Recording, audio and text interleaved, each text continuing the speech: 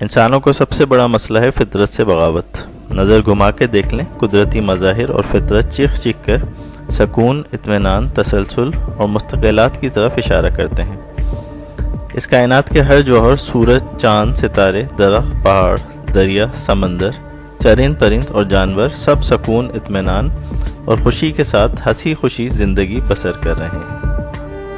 مگر اشرف المخلوقات کو کس چیز کا دکھ ہے؟